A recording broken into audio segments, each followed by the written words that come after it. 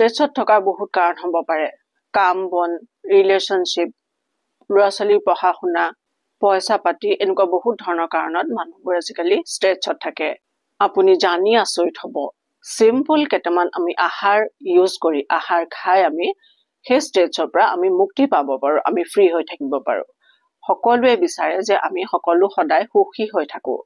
সুখী হৈ থাকিবৰ কাৰণে আমি আচলতে নিজে যদি কেইটামান আহাৰত এনেকুৱা কিছুমান আহাৰ আমি লওঁ, তেতিয়াহ'লে আমি সেই ষ্ট্ৰেছৰ পৰা, টেনশ্যনৰ পৰা, যিকোনো বেয়া মনোভাৱৰ পৰা আমি আঁতৰি থাকিব পাৰোঁ। এই আহাৰকেইটা ল'লে আপুনি ষ্ট্ৰেছ ফ্ৰী হৈ থকাৰ উপৰিও হেপ্পী আৰু হেল্ডি হৈ থাকিব পাৰিব।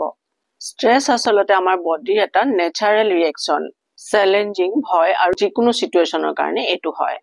অকেজনেল ষ্ট্ৰেছ একো বেয়া নহয়। কেতিয়াবা আমাৰ বডিয়ে আমাক ছেভ কৰিবৰ কাৰণে বা চেলেঞ্জ পুৰা কৰিবৰ কাৰণে ৰেডি কৰে। কণ্টিনিউৱাছলি যদি আপোনাৰ ষ্ট্ৰেছ হৈ থাকে প্ৰব্লেম, তেতিয়াহে আহে।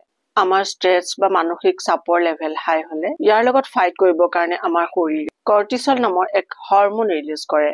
যদি দেৰিলৈ আমাৰ ষ্ট্ৰেছ থাকে, এই হৰম'ন কণ্টিনিউৱাছলি ৰিলিজ হৈ থাকে,